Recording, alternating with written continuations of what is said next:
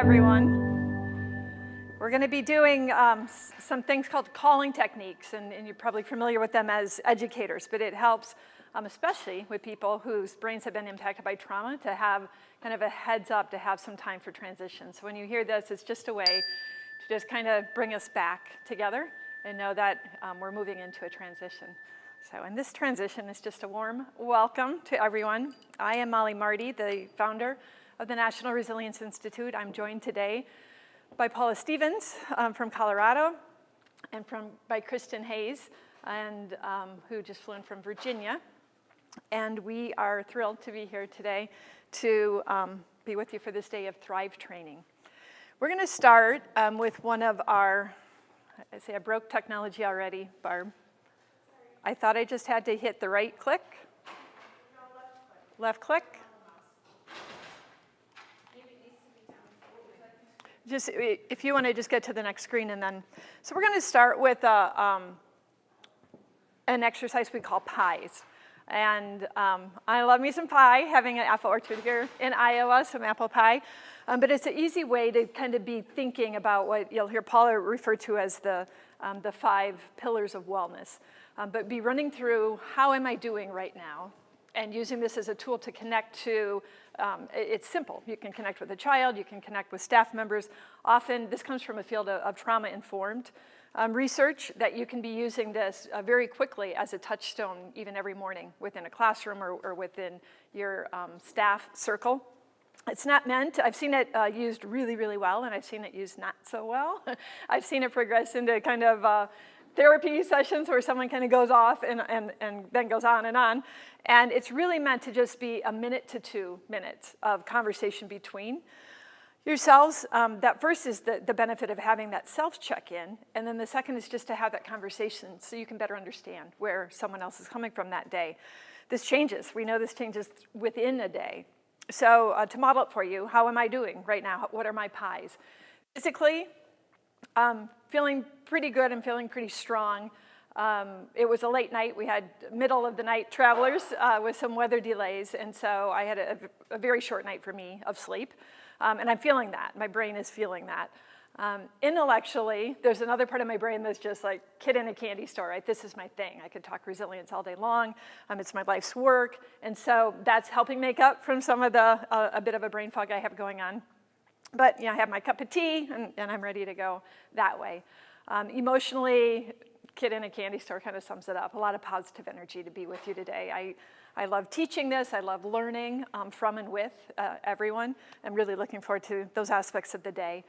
Spiritual, you can think of this as spiritual practices. You can think of this perhaps within your own religion. You can think of this as connecting to something greater than yourself. I like to think of it as kind of plugging into a power source, a wall. What is that power source for you? And if none of that works for you, even thinking about, where do I want to be in 5 years? And is my life on track for that? So you can be thinking about spiritual in any way that works for you. Spiritual, I'm good. Even with my short sleep, I had time to run through a bit of my spiritual practices this morning. And like I said, this is my work. And so that is always very fulfilling for me.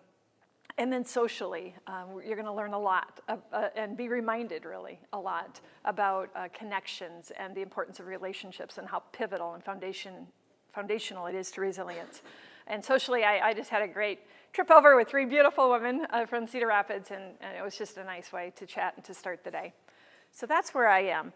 I really do love the idea of modeling, so I'm going to call on Paula, because you got in at 1:45 this morning. So how are your pies today?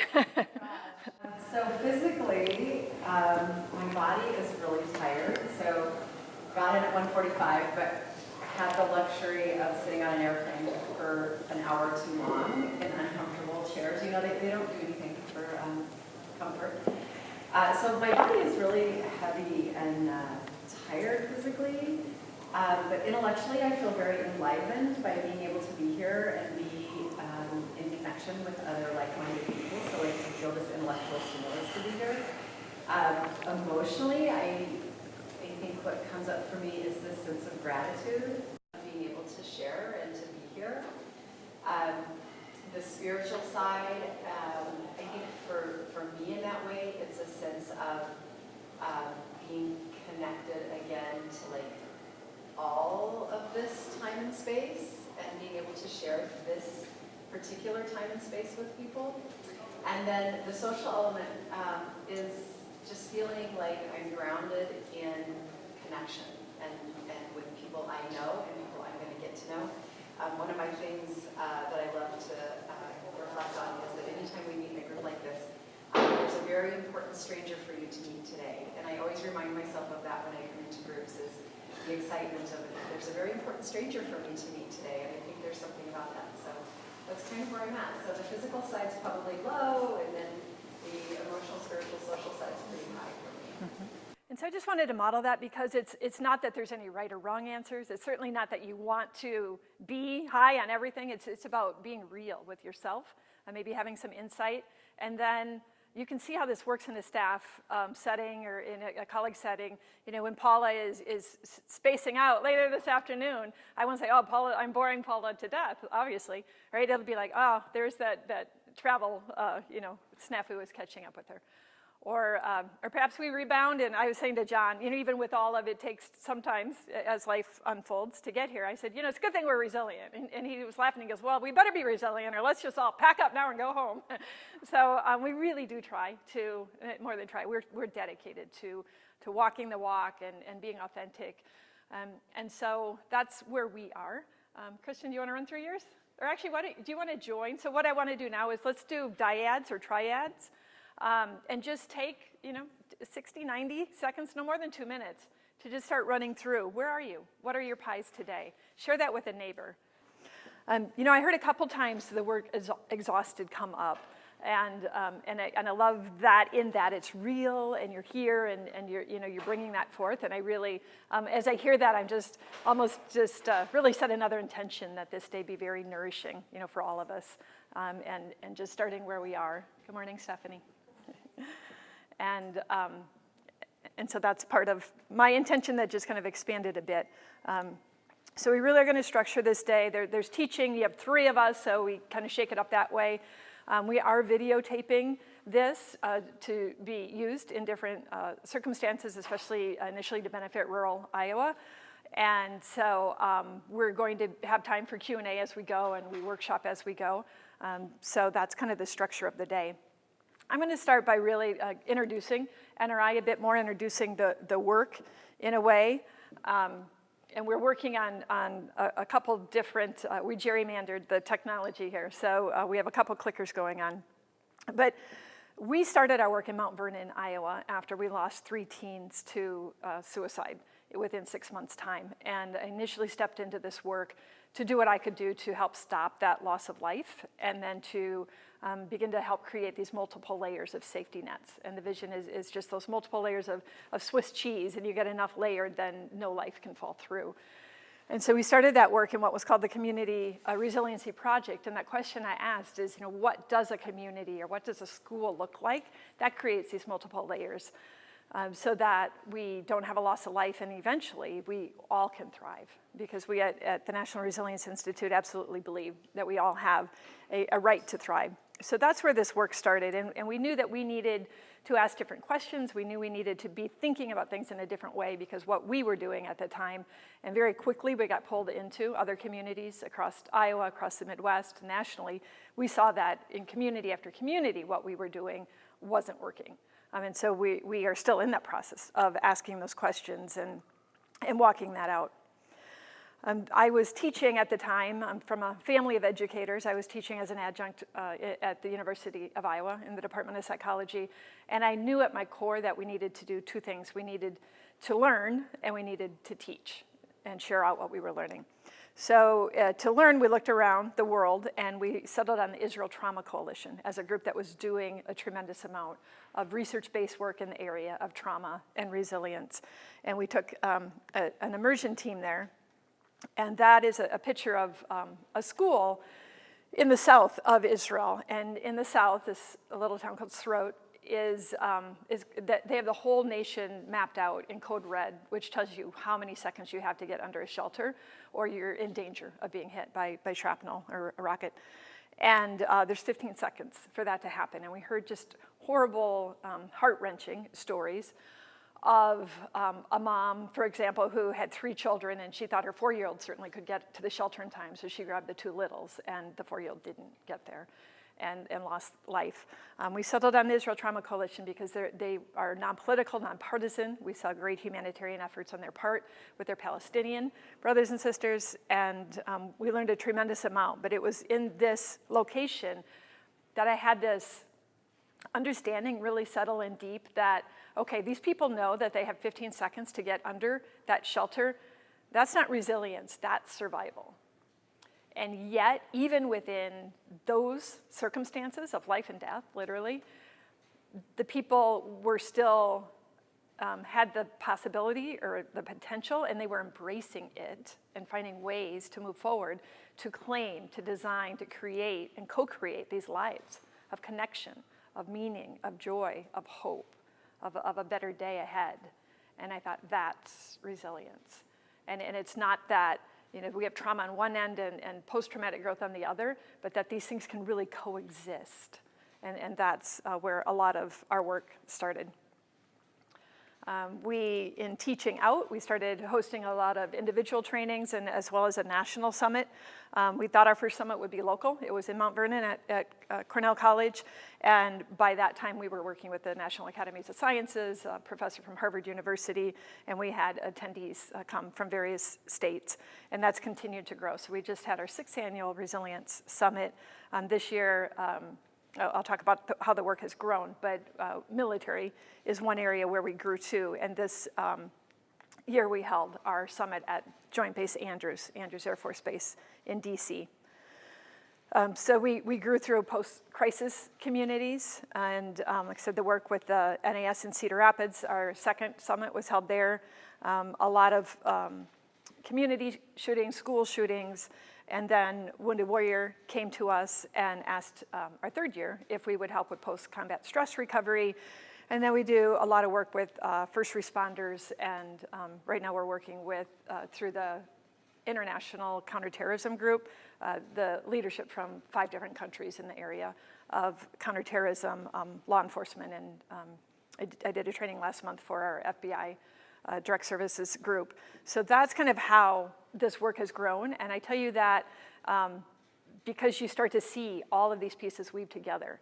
And all of these groups that we work with, they understand you can't just build a healthy child in a vacuum, or you can't just help a veteran if you're not looking at the family and the community. And so it's a very much whole person, whole community model.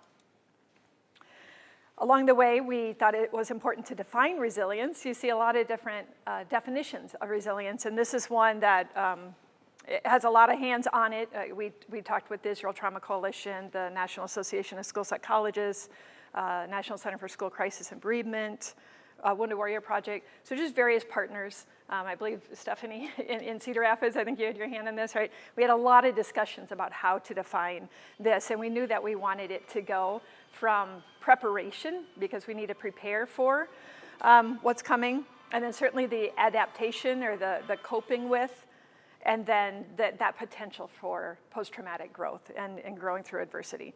So at the most simple level, this is our working definition of resilience. The capacity, which is different than the ability, right? We can grow this capacity to prepare for, adapt to, and grow through adversity. And my friend Eileen McDarg, a resilience expert, she always says, and of course the Iowa girl in me loves this, yeah, you gotta seed, feed, and weed. And I said, I'm taking that one.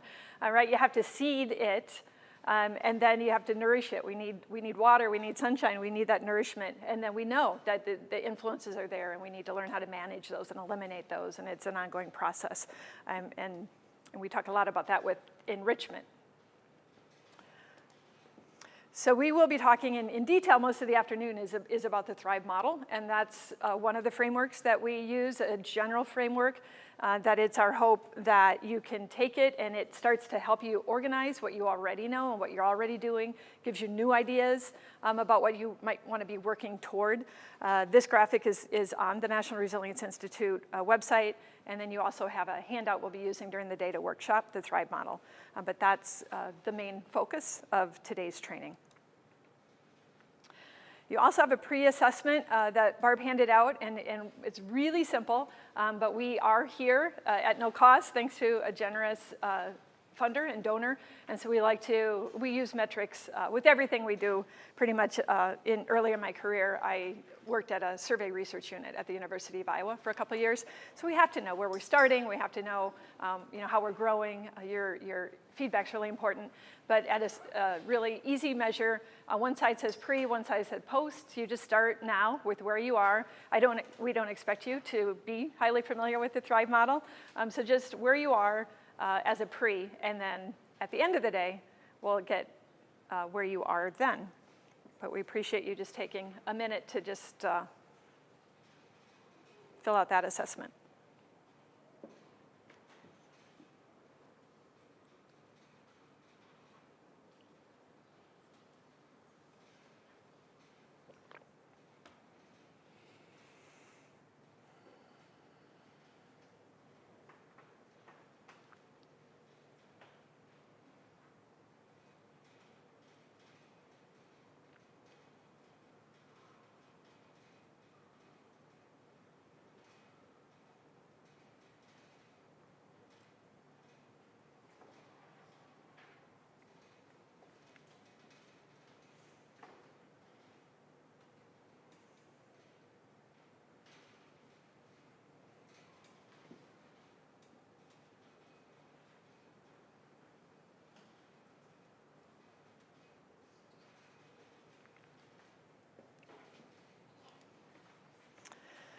So Leo Tolstoy, about a century ago, wrote this fairly famous quote: "Everyone thinks of changing the world, but no one thinks of changing himself."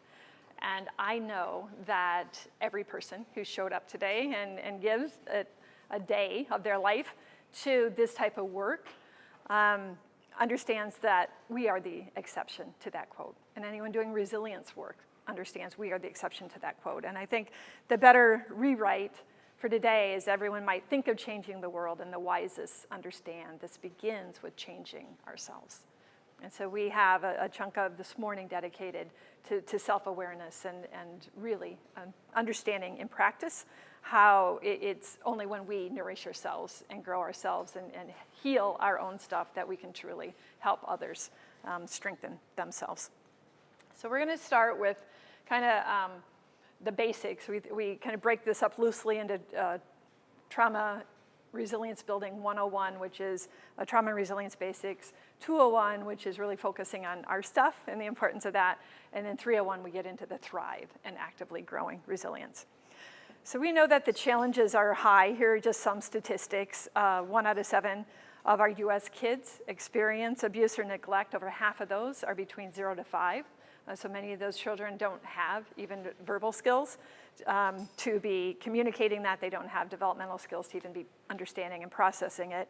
9 million of our kids live with a parent dependent on alcohol or drugs, and 25% of kids have violence within their home.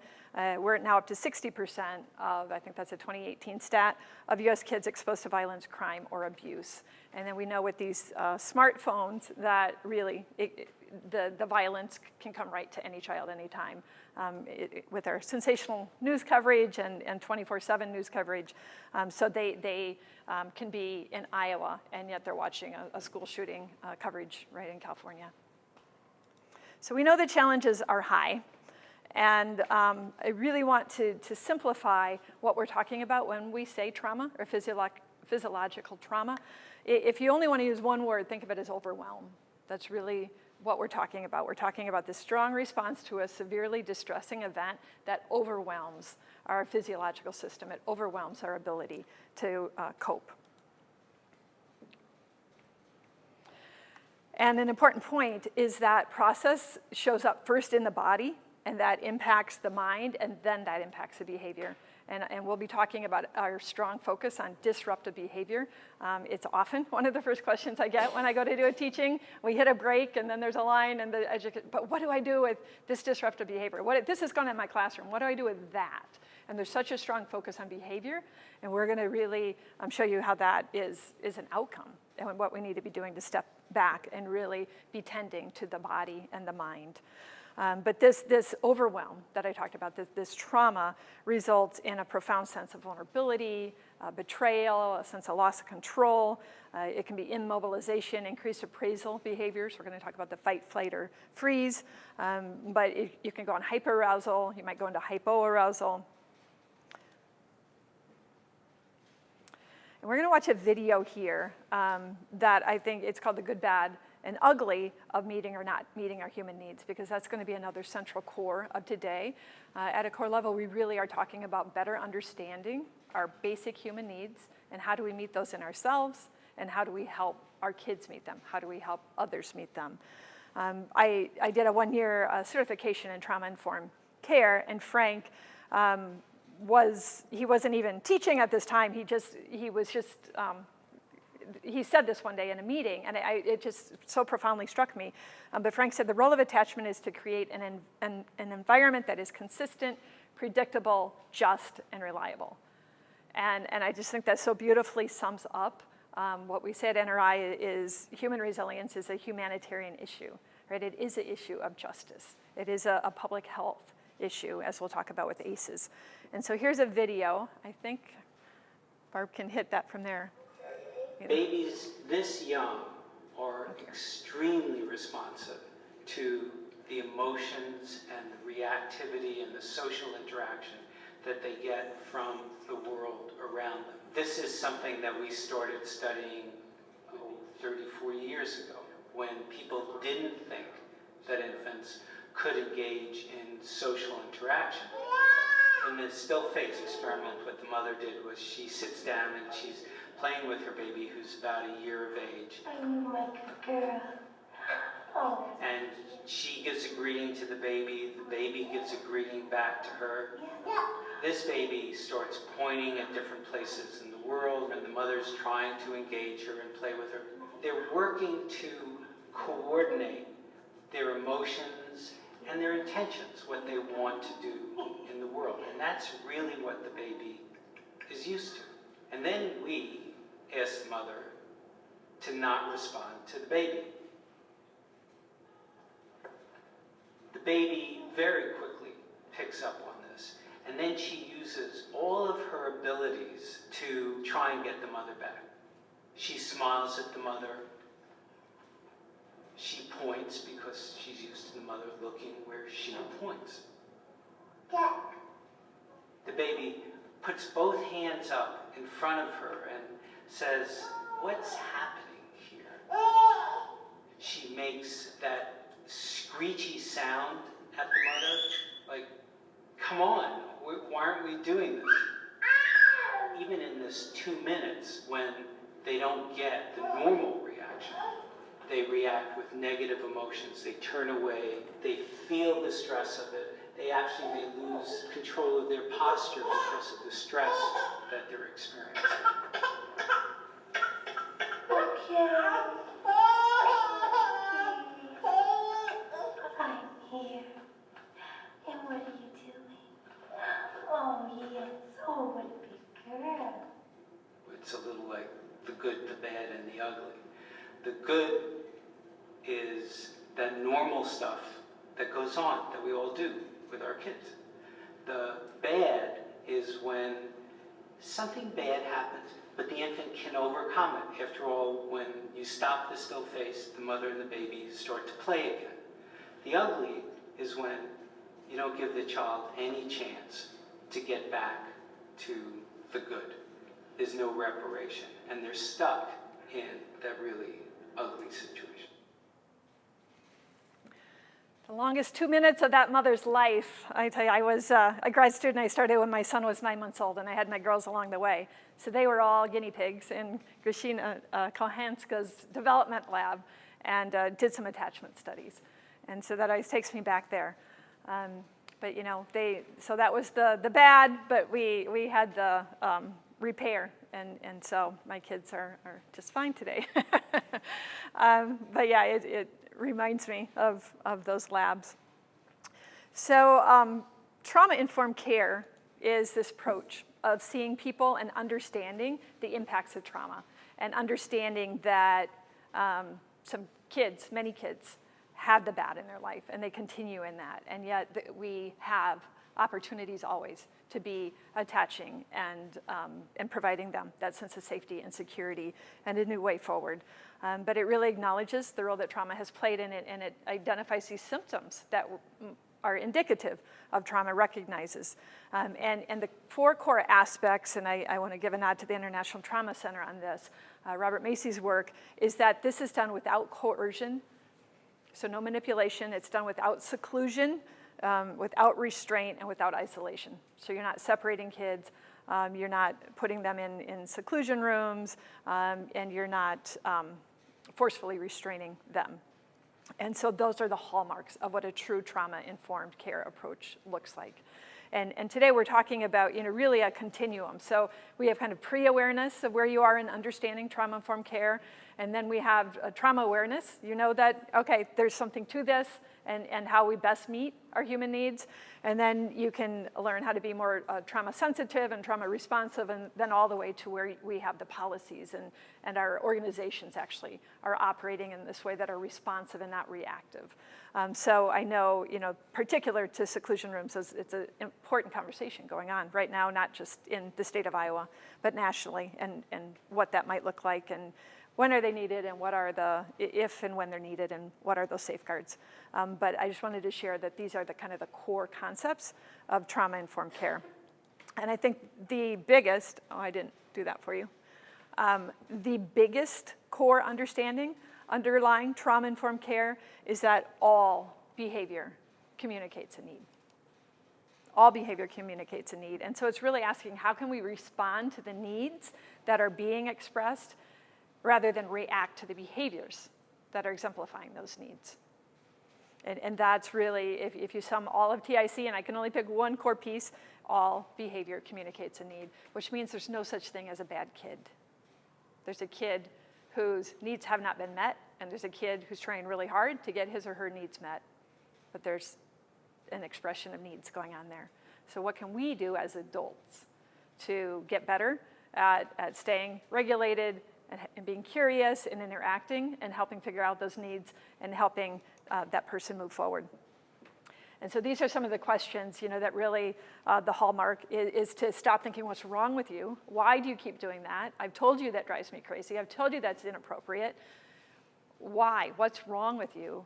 And then shifting to, I wonder what needs are being expressed. I wonder what happened to you. I wonder what I can do right now to help strengthen this relationship, move into this relationship. And then, talking to the child, because often when you ask the child, what do you need? I don't know, right? You don't always get that from the child. But you can start to dig into deeper their story, or how that you can be working together to move forward. These conversations, we're going to be talking about a brain model, can't be done if a child is aroused and is in what we call the downstairs brain. So we're going to be talking about that. But when we say all behavior communicates a need, I think it's really helpful to step back and go, okay, what are those core human needs? And at a basic level, we thrive when we feel safe, when we belong to community, when we can make a meaningful contribution, a contribution that's meaningful to us, and that when we feel competent. When you flip that around, what's the opposite of not meeting those needs? You end up here. You're going to feel threatened, you're going to feel isolated, you're going to feel useless, or you're going to feel powerless. And if you're feeling any of those things, it will erode resilience. It will erode well-being. So let's look at these needs, and there is a pop quiz later today, so I'm telling you that this will come back, because this is one of the things I want you to walk away with. What are those core human needs? You don't need to walk around with, well, what did Maslow say, and there's this hierarchy, and research this and that, right? Let's not overcomplicate this. Let's make it usable. Let's just digest it, all right? We need to feel safe. We need to feel that we belong, we have this sense of purpose, and that we think the world thinks we're good at something.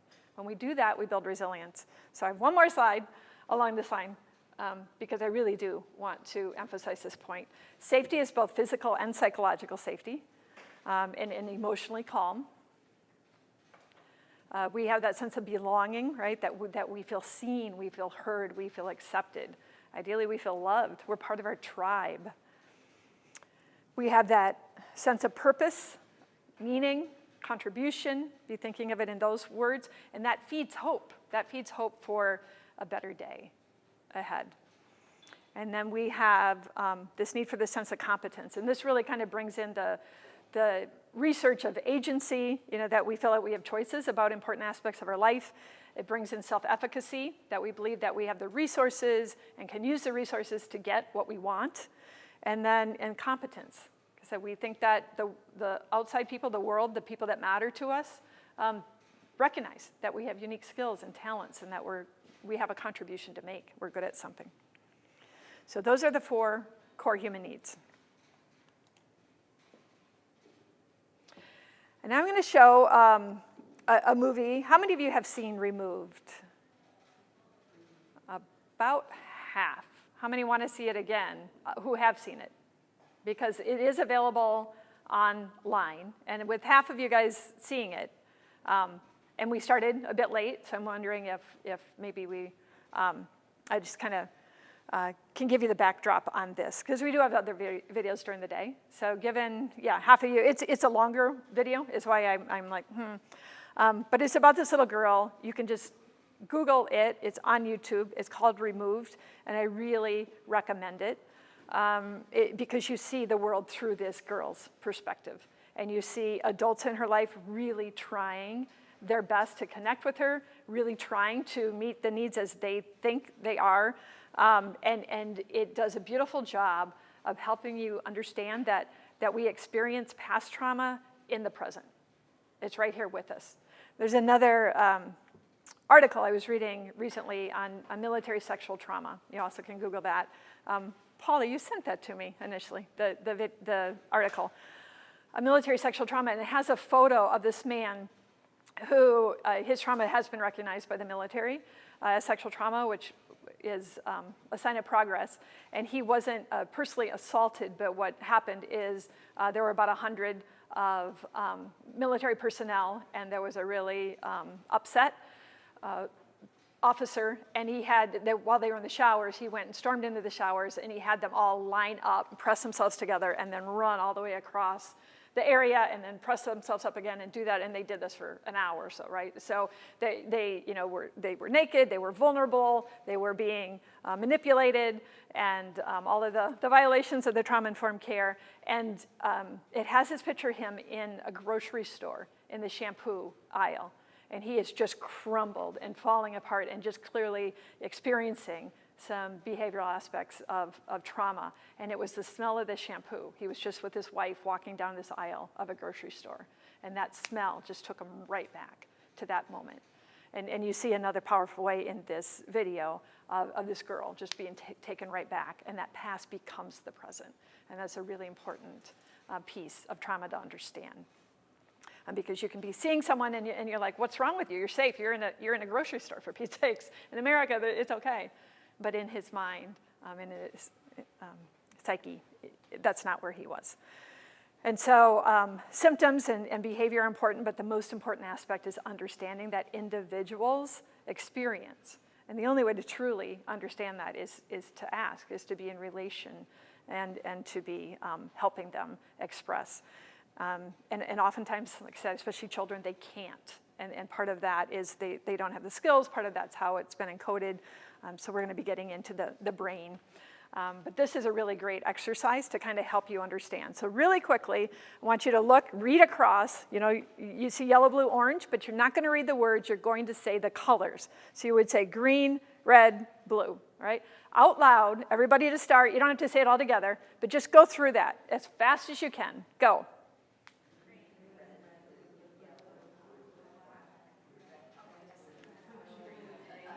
Keep going.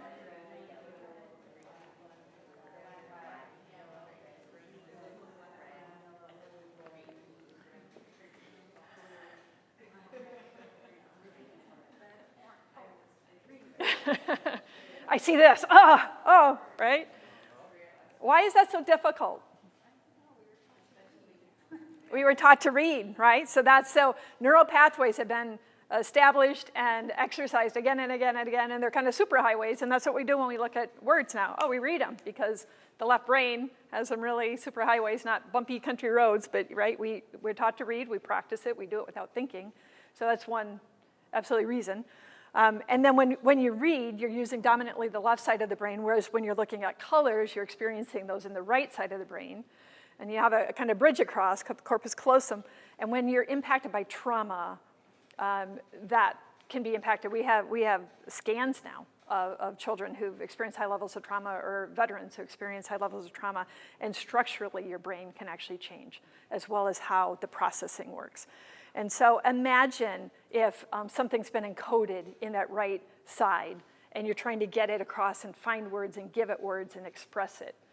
And look how difficult just this little exercise was, where it's that similar process. So I think that that's just a really good way to remind ourselves that it can be really hard for people who've experienced trauma, not only to express it, right? They need to have the sense of safety and vulnerability, but to even find the words. And Paul is going to talk more about emotional fluency, because we do not do a good job, especially Western culture, of even knowing the words, giving labels to our emotions and being able to express them. So there's a lot of ways we can get tripped up. Another way, I'm just kind of pulling up pieces of ways for you to understand this in different ways. And this was, I want to say, the world's shortest study on neural pathways. And I don't know if it's true or not, but it's pretty amazing. So I was lecturing in Toronto with the intelligence agencies, law enforcement. And the last night they sent us to a beautiful aquarium across from the venue. And I was walking out at night, and I had befriended two people. One I had really talked to pretty deeply over the past couple days, and she was a very vocal, she was an advocate, an activist for survivors of sexual trauma, and she had been severely traumatized as a child. And what really worked for her is years of therapy and all that, to see not anything as good or bad, but it just was, and she gave meaning to that. And that was, she had established these new neural pathways, and it's not good, it's not bad, it's just I decide, right? We go outside, it's raining. It's not objectively, oh, it's raining, it's a lousy day. And it's not, oh, it's raining, there's gonna be a rainbow, right? It just is, and we give that meaning. So this is how she processed. And then I was with a 30-year veteran of the LAPD. He was just moving into retirement. And so what are his dominant pathways?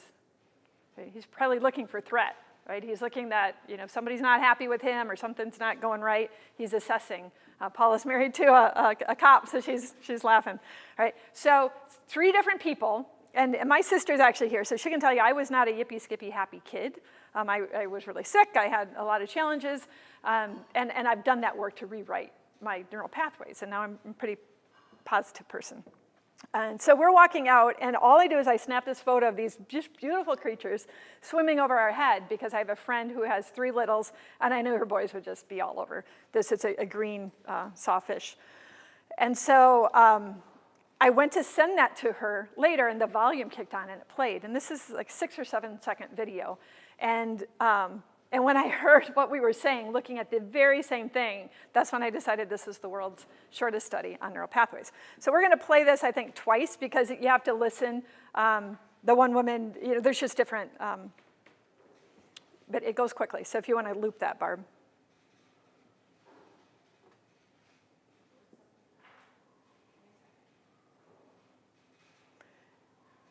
It starts with the police officer saying he's frowning, right?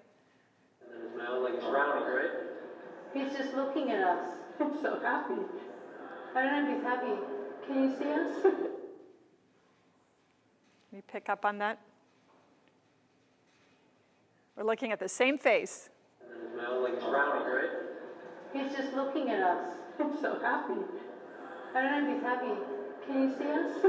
Right, so we're looking at the very same fish and almost on top of each other. The police officer said, he's frowning, right? And the survivor thriver said, I don't know if he's frowning, he's just looking at us. And I say, he's so happy. And then she again says, well, I don't know if he's happy, he's just looking at us. Right, we're looking at the same thing, and simply based on the neural pathways in our system, without even thinking about it, this is how we experienced we were side by side, experiencing the very same stimuli in 3 very, very different ways. Anyone else think that's cool? The research geek in me is like, that's cool, right? So what wires together fires together. And we do have plasticity in our brains, and we can rewire and create alternative pathways and then continue to use those and grow those and deepen those.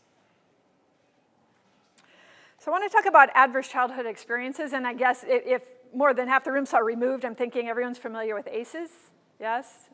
Hands up if you're familiar with ACEs. Let's do that. Okay. So we're going to go through this pretty quickly. It's just one framework for understanding the impacts of the 2 types of neglect, 3 types of abuse, and some family challenges. And we've known since the original ACEs study that was done on adults that, for example, while they looked at violence against mother, we know that it's any violence in the home, domestic violence, that matters. I'm doing 2. So I'm going to go through this. It's a public health issue. As ACEs go up, other things go up.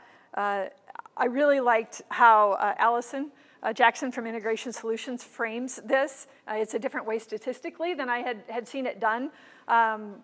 But she says that when people experience 4 or more ACEs, they're 550% more likely to become alcoholic, 1,100% more likely to be addicted to IV drugs, including opioids, 300% more likely to have depression, and 1,500% more likely to attempt suicide.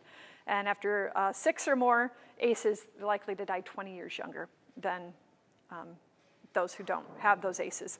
I was teaching this in New Mexico, and you can really try to work this out statistically. And I had a professor come up and said, no, I'm familiar with ACEs, and I don't think that's right. And then she came back from lunch, and she goes, I owe you an apology. It is right. I've just never seen it presented that way. Like, that's a different way. Because, you can think, well, this is 12 times more likely than this. It's a different way to look at it, but I find it really powerful. And if you're not familiar with Allison Jackson's work, or Integration Solutions, highly recommended. You're going to see her on a TV show that I did with her today. So toxic stress, and it can be trauma or toxic stress. We're talking about both and how they impact social, emotional, and brain development. And as far as, we're focusing really kind of on teaching and education today, stress brains cannot learn. Right? You cannot be learning when you're bathing in this toxic stress and you have the stress response system going. It also, as you walk toward those behavioral issues we focus on, that's because it erodes healthy relationships. It increases activity so that kids who are experiencing the impacts of toxic stress and trauma, they are wanting to numb or escape those emotions. And so they are choosing behaviors that give them a sense of relief or numbing. And then the health impacts, it causes inflammation in our brains, in our bodies. That's why someone who has a higher dose response of ACEs is much more likely to die sooner than those who don't. And how many of you are familiar with Dan Siegel's brain model? I'm going to run through this because I know we're videotaping. And Dan Siegel's model, you can YouTube him again, search him. He has everything from 2-minute videos to 2-hour videos.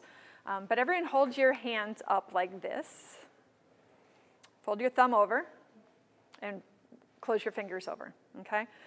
So everything from here on down, we call the downstairs brain. And here's the upstairs brain, or it's like this. So here's my cortex up here. Here's the brainstem. It comes in. Here's a lot of the autonomic processing, right? Right now, my body's breathing. My eyes are blinking. I have my heart's beating. I'm not thinking about doing any of it, right? So that's all going on here. Then you have this midbrain area with the amygdala that gets fired with the fight, flight, or freeze. And then you have this cortex that folds over. And the cortex does a lot of things, but one thing it does is it regulates the downstairs brain. But the cortex also allows us to see gray in the world, not just black and white. It's the center of executive functioning, moral reasoning, relationship building. Right, so a lot of good things, all those things that make us human, the empathy, right, that's going to be up here.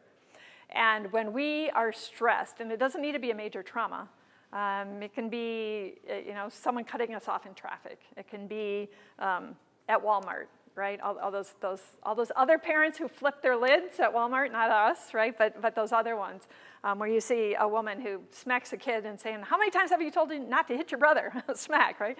Is that in that moment that woman or the man has flipped their lid, right? So we flip our lid, this top level reasoning goes offline, and we're down in the bottom, downstairs brain. And I also like Paul McLean's visual. That just cracks me up, because it's that reminder that often, we want to talk about consequences. We want to talk about their behaviors. We want to talk about what they're going to do next time. We want to talk about why it wasn't right. We want to talk about how we feel or how that makes us feel, right? We want to go into that. And when that lid is flipped and they're in the downstairs brain, we're likely talking to a lizard. At best, we're talking to a monkey, right? It's helpful to be thinking that way, because they can't hear it. When our brain, our lid is flipped, we're in the downstairs brain, and we're thinking, right, the gray goes out the window. We're thinking win or lose, right or wrong, and I'm gonna be right, and I'm gonna win, right? We're being triggered into, with the cortisol and hormones going through our body, we're revved up to either fight the threat, so they're gonna see you as a threat while you're barking at them about the lessons you should learn, right? We're revved up to either fight, to fly, flight, to run away, or to freeze. We just shut down, thinking that might give us the best chance of survival. So when we're in that downstairs brain, it is not the time.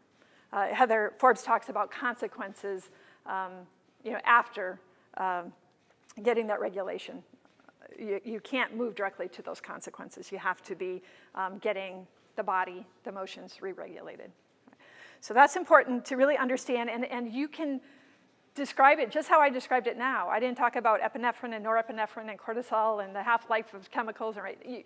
If I'm talking to a group of doctors, maybe get a geek on a little bit, you can teach this to a 5-year-old, right? And you can teach this to other people. So that's what we're going to do right now, is to practice in dyads. And I say, okay, you have 3 minutes. You have someone who's, let's say they believe that kids just need to be better behaved, suck it up, and they can choose to not be doing what they're doing, and kids are spoiled these days, and we wouldn't have dared think of doing this when we were kids, and we would have gotten the belt or a smack across the head, and we'd be better for it, right? You know the type of reasoning.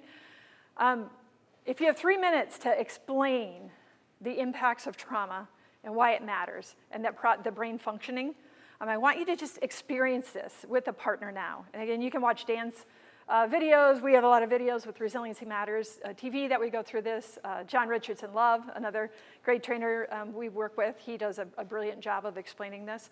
But just try it on right now. So I want to see your hands up. I want to be walking your partner through the upstairs brain, the downstairs brain, flipping the lid, what happens when we're down here, and why we need to get re-regulated before we can have a discussion. And we're going to talk a lot today about how do you get re-regulated, moving into connection and calming down those emotions, starting with ourselves, right? Because of the mirror neurons and all of that.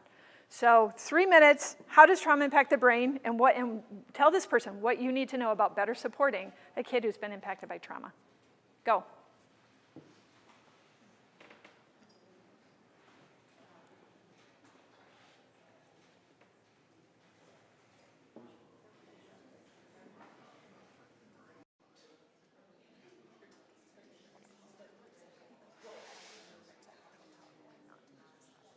Yeah, whatever you need to do. Mm-hmm. It's 10 o'clock.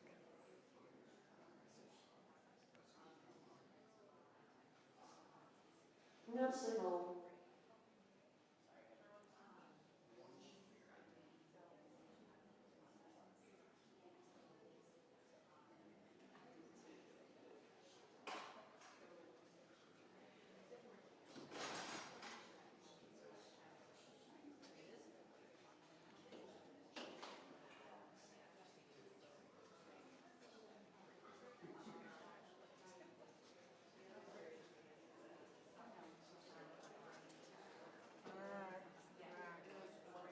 If you do want to mute anytime, that's just this.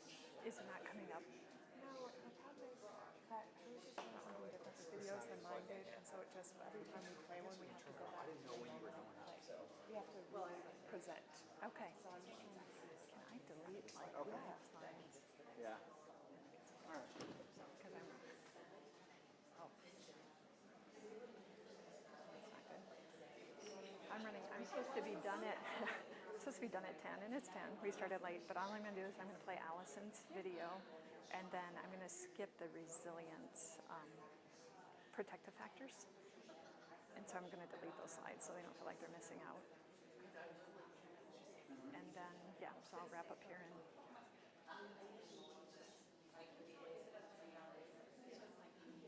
leave that. We're going to delete that and that and that.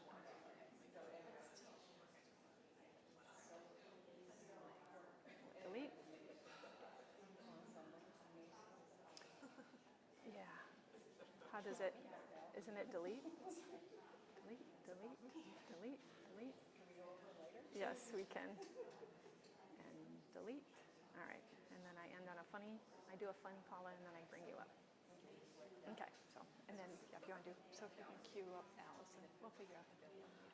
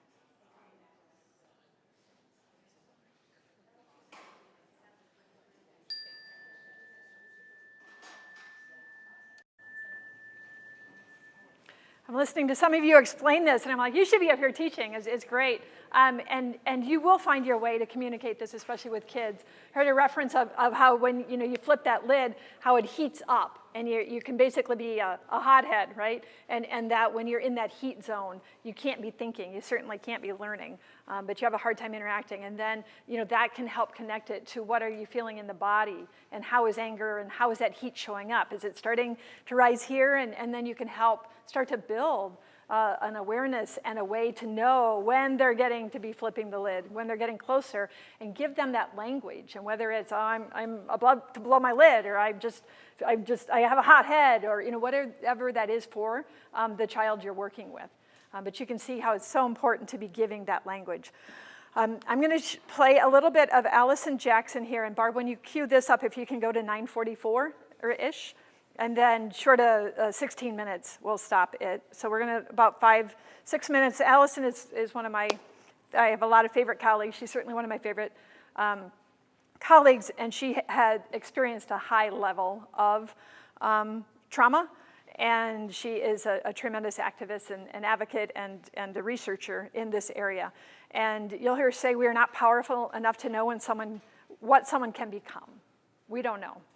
But she had someone, you'll hear about Howard, who held hope for her to be something more. He knew that she had this in her, and he could see it, and he reflected it back to her.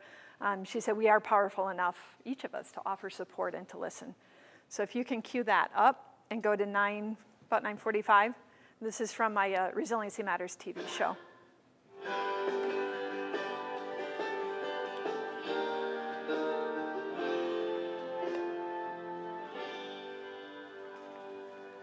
Hi, I'm Dr. Molly Marty, and welcome back to Resiliency Matters. We are speaking with Dr. Allison Jackson today, expert in ACEs, and we would love to hear what you would like to share about your personal story of resilience. Absolutely. So, I spent a lot of time actually in residential centers growing up.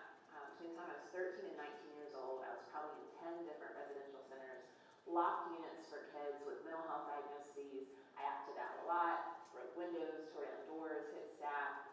Probably not who people see me as right now, sitting on the show with you, right? And I think what's really powerful about that is that you don't always, when you're looking at someone, know their story. And so I always say we're not powerful enough to know what someone can become, but we're powerful enough to actually offer support and listen. And that's what was given to me. is that when I was locked in that institution multiple times, many people who are professionals injected me with Thorazine, held me down in 4-point restraints. I had a nurse say to me, if you ever went out of here after 8, not your shoe size, you'll come through me. For anyone listening, that's not a trauma-informed approach to a kid. He's acting out. But there was a man named Howard who had no letters behind his name, was a mental health tech, and he did the most important thing that we can do for children or adults who were dealing with adversity. He made a relationship with me. He cared about me. And then he figured out what my motivation was, which was to tear stuff up, and he went with my motivation.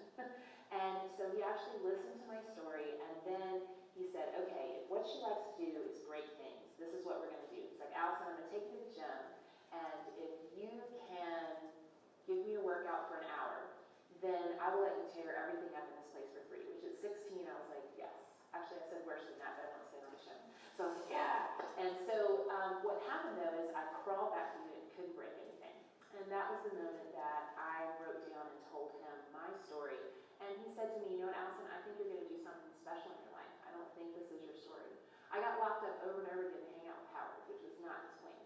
But a lot of times people will find whoever it is they need to get to that resilience, right? And then one day he said, meet me in the lobby. I'll teach you this on the outside. And Buffer. that really was the beginning of my resilience story. Hard part is I went to college. I went through a rape. I actually broke down, was locked in an adult psychiatric institution, and he found me in that same institution. He left the adolescent ring, and he came, and I'll never forget, life-changing moment. He said, Allison, please don't let go of hope, because I'm going to hold hope for you until you're strong enough to grab it. I've got you.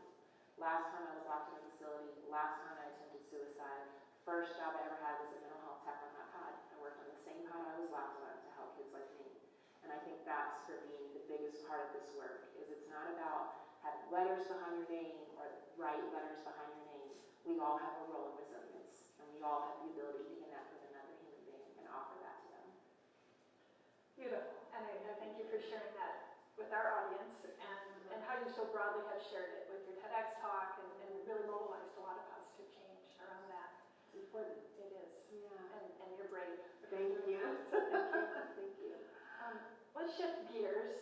Another great researcher, Nadine Burke-Harris, but she has a kind of a lighter analogy that you know, like to shake things up a little. So we're going to use the word diarrhea. Yes, we are. That's a spoiler alert, right?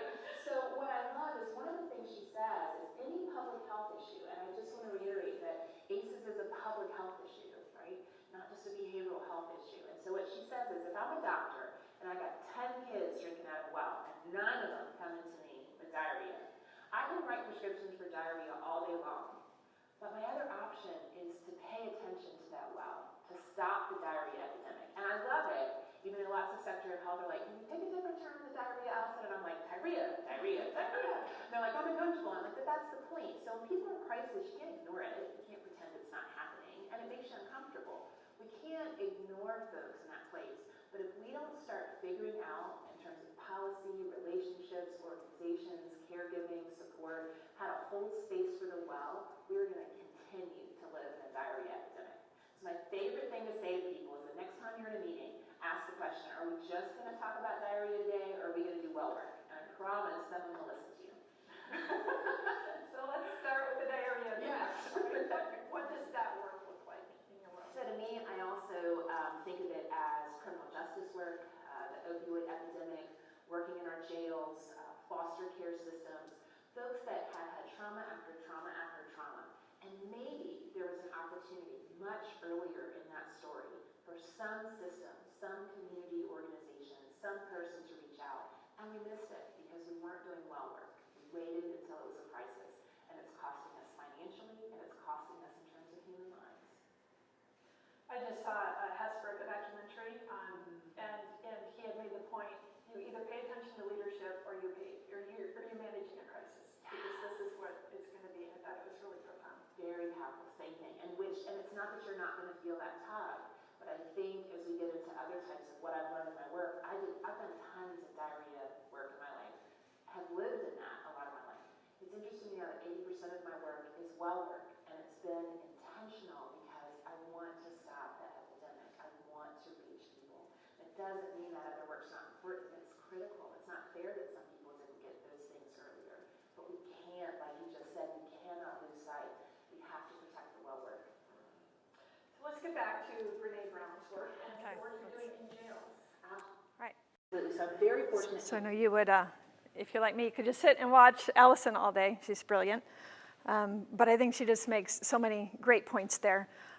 Because you're familiar with ACEs, you can go to aces2high.com if you haven't taken the ACEs assessment yet. And they're also, they have some resilience, a 10-factor resilience piece there.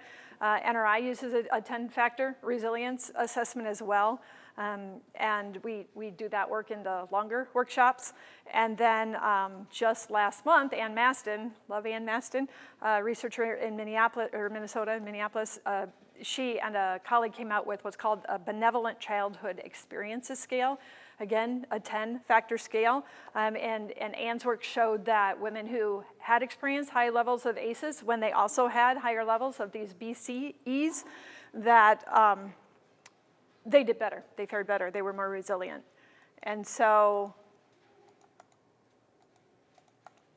so that's another resource for you to look at. And NRI is going to be writing a blog about that as well. But these are the types of resilience questions you can ask. The points I want to make to reiterate, and Allison and I in another part of the show, and this show is online as well if you want to watch that, but there are many types of childhood trauma beyond ACEs. ACEs is not a trauma screen for kids. It was never meant to be a trauma screen for kids. If you want a trauma screen, there are some good trauma screens, but that is not the purpose of ACEs.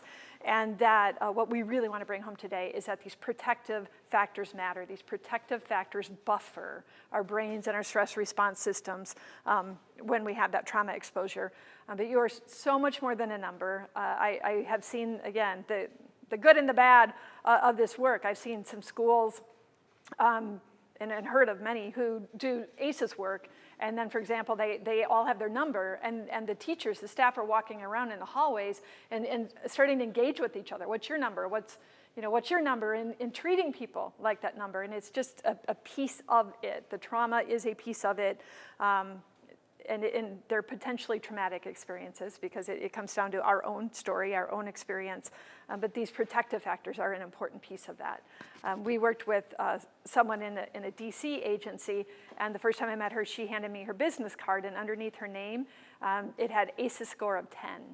And that's how she self-identified. And then her interaction with the world, that's what she wanted people to know, or that was her story as she framed it. And so we're going to talk about our stories, and is that her ending story, or is that perhaps her middle story? Eventually, might she go to say, okay, if I wrote a book today, it would be ACEs score of 10, but then I have the choice, and maybe I'll give 2 chapters to that, and then maybe I'll give 1 chapter, and then maybe you get to a point and it's a paragraph, or it's a sentence, or you drop it, however you want to drop that into the background or into the structure of your life. But that's really our focus, and Allison does a great job of that, of being so much more than a number, and we are our stories. You'll hear from Lisa Cherry today as well. And then I just want to end with a funny, because so much of this we started with modeling, we're going to be talking about it, but we need to walk the talk. We have a board member, Jeff Buchanan, and he asked the question, does your audio match your video? That's another way to say it. I think that's great. Looking at your life. Okay, this is what I'm putting out, to the world as who I am, or this is who I say I am. Am I really, my audio matching my video? So this manager, you can just hear it. He's going, criticize the behavior, not the person. Criticize the behavior, not the person. And he says to this woman, the email you sent to everyone looks as if it had been written by a monkey on crack. Just to be clear, you are terrific, but everything you do is exactly what a moron would do, right? So that's the difference between, he thinks he's criticizing behavior, not the person, he's got it. And we see organizations or schools and say, yeah, okay, we did a 2-hour trauma-informed care training or trauma-informed resilience training, we're trauma-informed, we get it. And that's simply not the process. We know we're better understanding from research, it's looking like maybe a 3 to 5 year process from really understanding it, diligently doing the work, and truly informing your policies, your structure, your culture, all of that process. So we need to go so far beyond just saying that the stuff we're talking about matters and truly owning it and living it and breathing it and holding ourselves to it and gently holding each other to it and certainly supporting each other in it.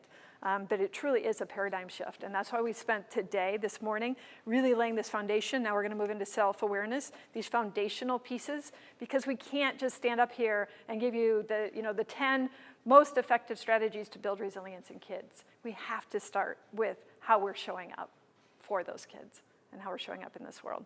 So I will get off my pedestal because I'm very passionate about this ground laying work. And now I'm going to hand it over to Paula, who will move us into self-awareness and self-mastery.